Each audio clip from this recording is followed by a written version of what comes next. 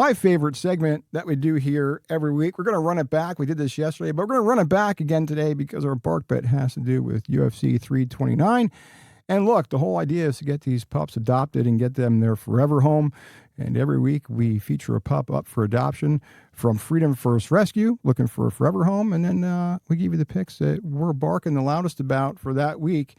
And this week's pup that we're backing here on Bark Bets is Addy. And Addy is the pup up for adoption from Freedom First Rescue. Now, look, if there was ever a comeback story worth rooting for, it's this one. Addy is an 11-year-old lab mix who got dealt a pretty tough hand. Ended up in a shelter as a stray. But anybody who spent 5 minutes around her can tell this isn't a dog that spent her life wandering the streets. This is a veteran, a seasoned pro, and a dog that knows what it's like to be part of a family. Somewhere along the way, though, her team gave up on her, but Addy hasn't quit. Not even close. She's still showing up every day with the same effort, the same heart, and the same positive attitude. She's great with people, great with other dogs, house-trained, and still acts like she's ready for the next game on the schedule. When she arrived at the shelter, the doctors found a mass on her leg. It was removed and identified as a low-grade mast cell tumor.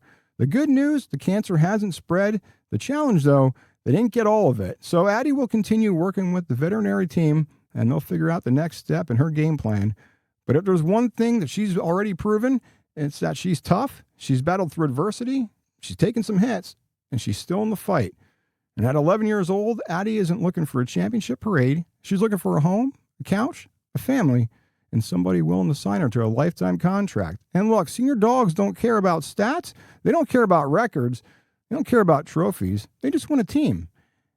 And Addy's still waiting for hers. So this week, we are back in Addy. And if you're interested in learning more about Addy, head over to freedomfirstrescue.com. You can learn more about her and all the other amazing dogs that are up for adoption from Freedom First Rescue that are looking for their forever homes. You can also fill out an application right on the website.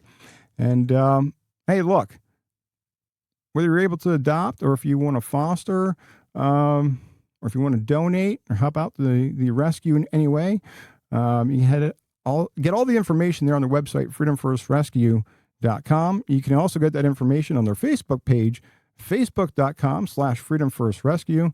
Upcoming community events, pup meet and greets, and the foster volunteer opportunities are there, fundraising events. All the latest updates from the rescue will be there. And it's like we said, at least share it, even if you can't adopt right now. But hey, if you are looking to adopt, foster, volunteer, donate, or simply support this great organization, Freedom First Rescue is making a difference one dog at a time. That's freedomfirstrescue.com, facebook.com/freedomfirstrescue. And remember, adopt. Don't shop. So Addy is the pup that we're backing this week from Freedom First Rescue, and let's get her adopted and get her a forever home. And let's get you the bark bet this week. We said we're going to run it back. We did this yesterday, but hey, UFC 329 is tonight. And look, we're going to tell you we're on the McGregor side tonight, and we'll tell you why. But we might have a problem with this because we might have the ultimate mush here. But let's look. We told you yesterday with McGregor, you're going to get entertainment. Whether he wins or loses, you get entertainment. There's pure entertainment with him, which is what we missed for the last 5 years. And somehow these Conor McGregor weigh-ins are just completely different. So this is the weigh-in, and some people thought he wouldn't make weight. How the fuck people think that? Like, he came in at 170 and a half. I think Holloway is right at 170. But there's UFC handicappers like, oh, don't bet McGregor. He's not going to make weight yet. Get the fuck out of here. Look, even if he didn't make weight, they'd fudge the fucking scale. They wouldn't. This fight has been so hyped. Somehow, whether he really made weight or not, he was going to make it. They weren't calling this fucking fight off. But anyway, the McGregor weigh-ins.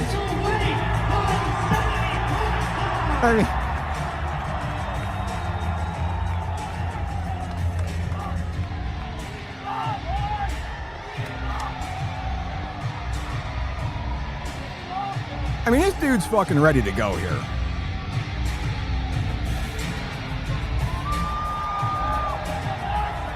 Now, before we tell you why we're taking McGregor, we might have the ultimate mush here in fucking Drake.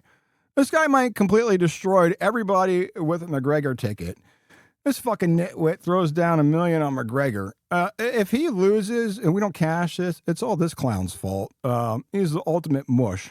But so Drake throwing around his fuck you money on McGregor. And like I said, if our bark bet doesn't cash, it's all this clown's fault, not McGregor's fault. But all right, so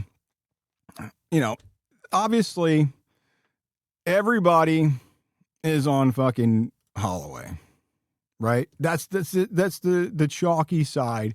Everything on paper, it's Holloway, right? Because he's active, he's fought elite competition, he's gone 5-3 against some of the best fighters in the world. And meanwhile, it's been 5 years since McGregor has stepped in the octagon and 6 years since he's actually won a fight. Well, that's exactly why we're taking the long shot here. And personally, we say try not to emotionally bet, but I have a really fucking hard time betting against Conor McGregor, who is going to be so jacked the fuck up to get back into the ring. And allegedly, he said he's abstained from having sex during this camp. So he's just going to be even more fucking wound up as he steps into the octagon to fight Holloway. So this dude's just fucking jacked the fuck up. So I'm banking on the adrenaline. But not just that. When you look at McGregor, he does have a 5-inch reach advantage here. He has a size edge at welterweight. And he's got that one-punch power that can change a fight instantly. So now, from Holloway's standpoint, we know what he wants to do. Volume, pace, pressure, and make you work for 25 minutes. Now, what the hardest thing and we're not UFC handicappers, but even handicappers are saying they can't handicap this fight. They don't know what you're going to get with McGregor because he hasn't fought in 5 years. So the biggest thing with him is his conditioning. And you don't know how to handicap that, right? Nobody really knows. The books don't know. The models don't know. And really, even bettors don't know, and UFC handicappers don't know. But that's what makes this number interesting. But here's where, and we'll break it down. And here's where McGregor could have a disadvantage. But what I like is he's going to be energized. He's going to be motivated. He's going to be jacked the fuck up. And that 5 years pent up frustration and no sexual activity throughout his camp, which he said it's the first time that he's done that. So his best chance, in my opinion, is early. He's got the crowd, the adrenaline, he's got the reach advantage, and he's got the power that are all in his favor. Now, here's where it could get interesting, in my opinion. The longer this fight goes, the more the advantage shifts toward Holloway. Because again, we don't know the conditioning of McGregor. So that's where the concern would start to sit in, at least in my opinion, just because you don't know how McGregor is going to hold up. Obviously, that adrenaline and, just wanting to get back in the ring, he's going to be all amped up to start. So it's just like a pitcher coming out, throwing 100 on the gun right away. And, first game of the World Series, whatever. It's the same thing here. That adrenaline is going to push him initially.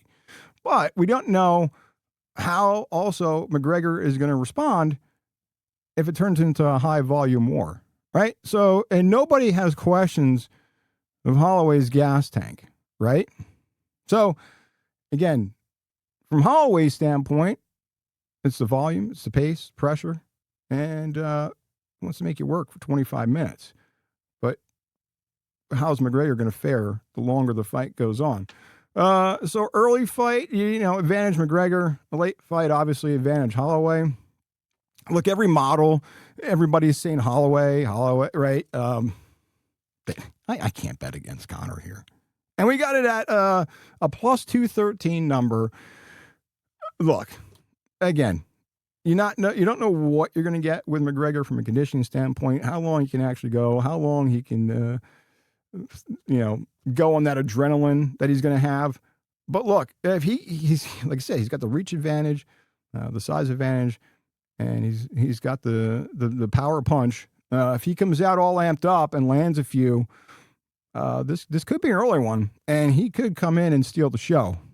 But again, the longer it goes on, it could work to his to Holloway's advantage, and McGregor, could end up getting knocked the fuck out the longer it goes on. But hey, I can't bet against McGregor here, especially with the plus money. So the bark bet this week is Conor McGregor plus 213 on the money line, and that's our bark bet for this week, and should be a good one. I just hope that the fight is actually better than the press conference that we had, and all the hype and all the entertainment we got from the press conference between him and Holloway. So hopefully the fight lives up to all the hype, and we get a good one. McGregor plus 213 money line. That's our bark bet this week.